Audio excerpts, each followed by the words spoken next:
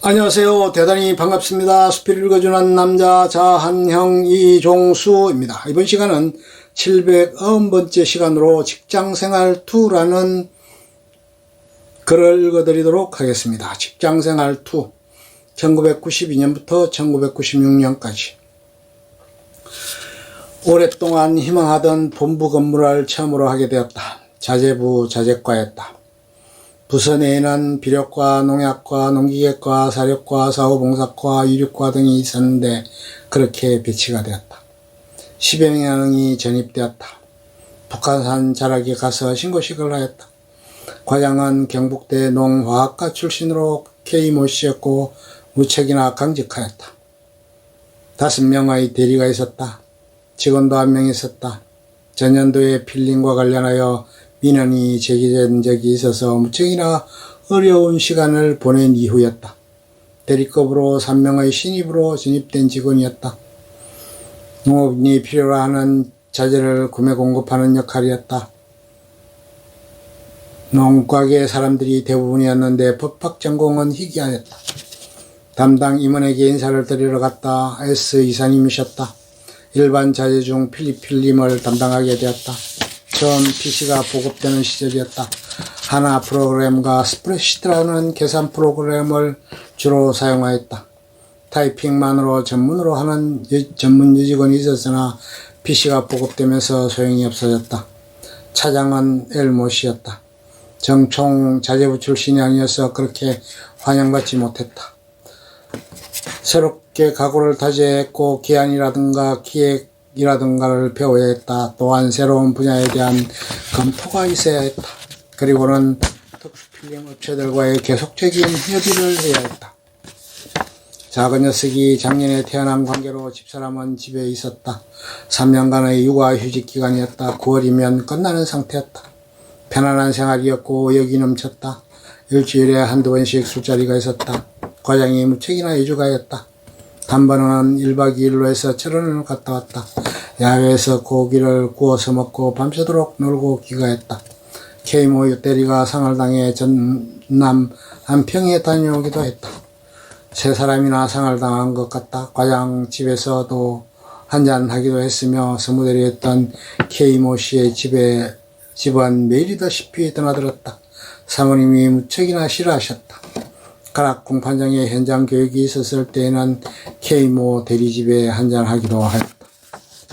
아무리 술을 먹어도 지각 같은 일은 없었다. 다음날 얼굴이 좀 푸석푸석 하기는 했다. 팀 내에 술을 못하는 분도 있었는데 항상 술자리는 빠지는 형국이 되었다. 본부의 분위기가 직원 중심에서 대리로 바뀌어가고 있는 과도기에 있었다. 부장님은 H부장이었다. 이제는 정년을 하였지만 그때만 하더라도 의욕과 패기가 넘쳤다. 부서 내 사료 사업단, 농기계 사업단 등이 있었다. 필름 업무가 준비 중이었는데 상당히 곤욕을 치렀다. 여러 가지 민원과 하자 등이 문제가 되었는데 검토 자료를 만들라고 했었고 그에 따른 협의를 계속해야 했지만 업무 업계 대표들은 상당히 난색을 표하는 상황이었다. 담당 과장은 다음 해에 비료 과장으로 영전에 가셨다. 93년이 되자 새로운 부장과 과장이 오셨다. S 과장이라는 분으로 양곡부에서 근무하신 분이었다. 중국 계산분이었고 상당히 이뻐해 주셨다. 집이 분당이었다. 대형 평수의 아파트에 사셨다.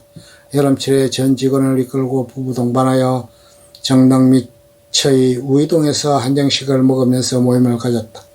강남으로와 노래방에서 즐거운 시간을 보내기도 하였다. 이제 다시 업무 분장이 되어 종자 업무를 맡게 되었다.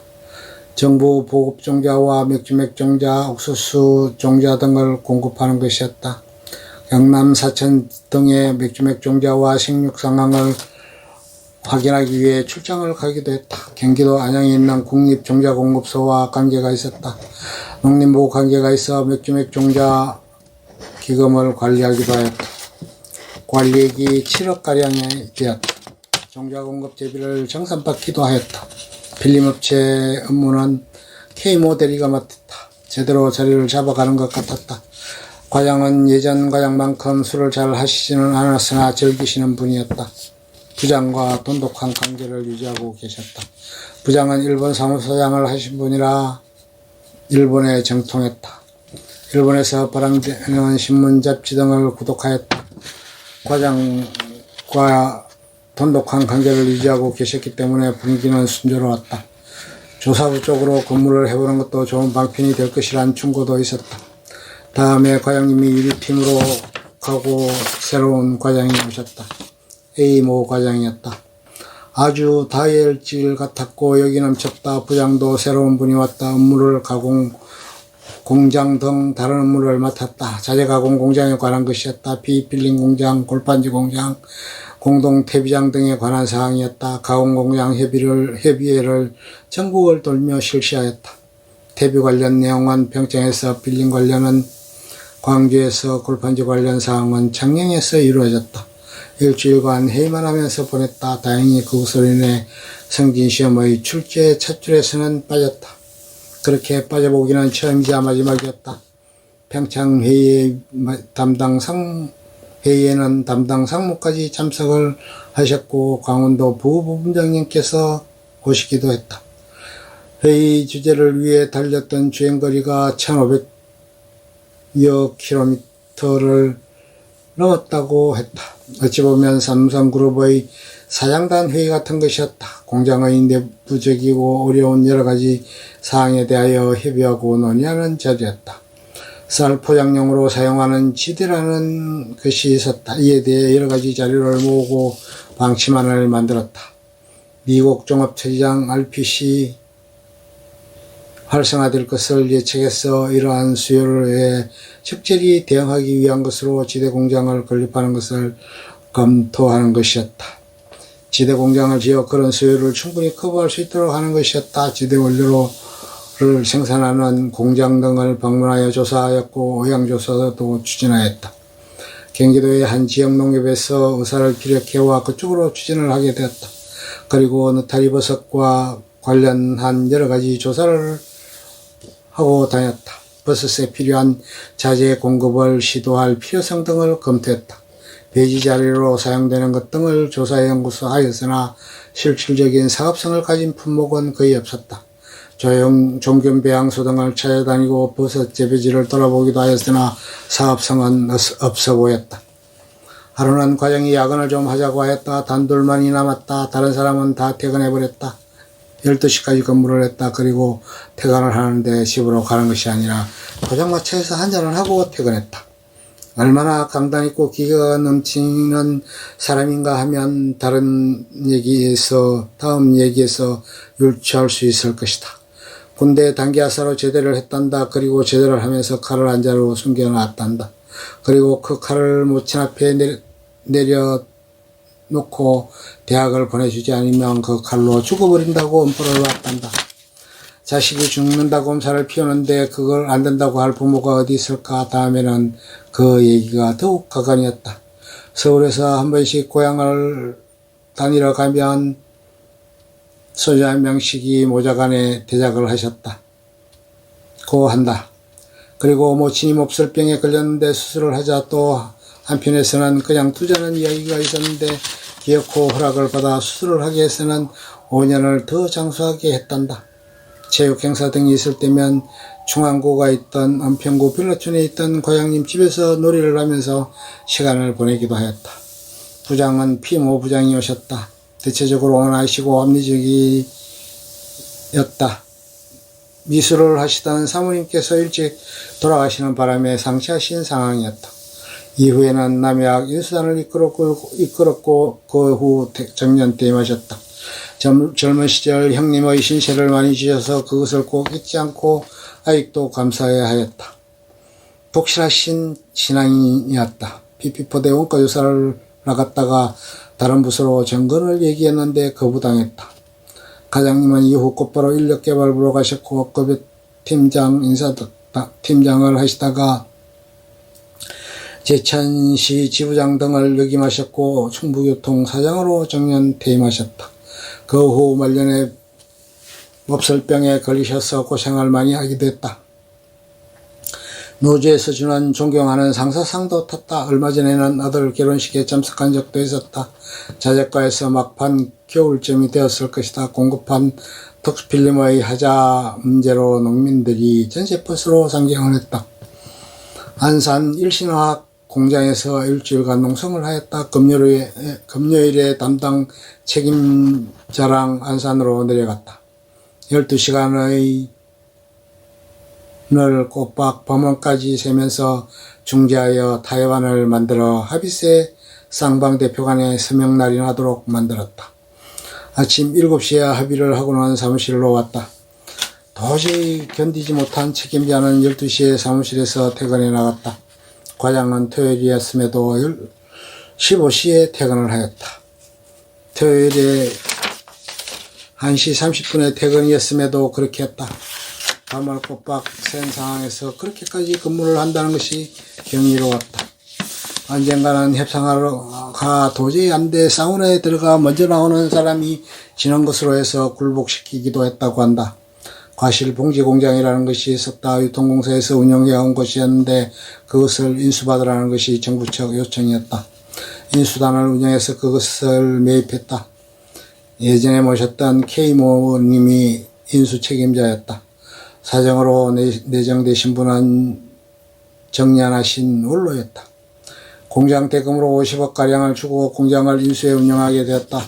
여러 차례 왔다 갔다 했다. 직원으로 축복에 있던 L모군이 왔다. 얼굴이 빼어난 미남이었고 적극적이었다. 본래 있던 H모군이 가고 왔다. 회전 성진이었다. H씨는 대학 학생회장 출신이었고 멋진 사회솜씨를 갖추고 있었다. 부친상을 당해서 대구까지 문상을 간 적도 있었다. 과장이 모친상을 당해 지천까지 내려갔다.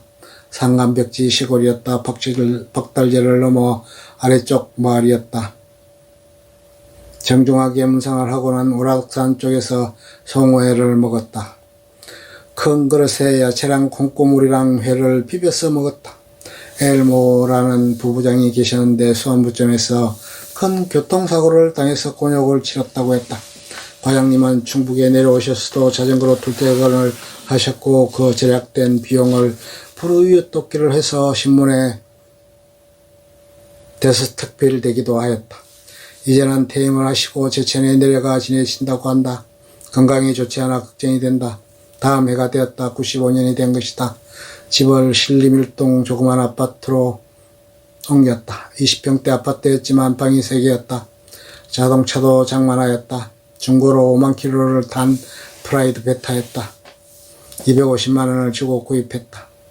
채영이 소개를 해주었다. 얼마 지나지 않아 둘째 처제가 같은 아파트로 다른 동으로 이사를 왔다. 부서의 소속이 자재과에서 농기계과로 이동이 되었다. S모 과장님이었다. 술보다는 놀이에 치중하셨다.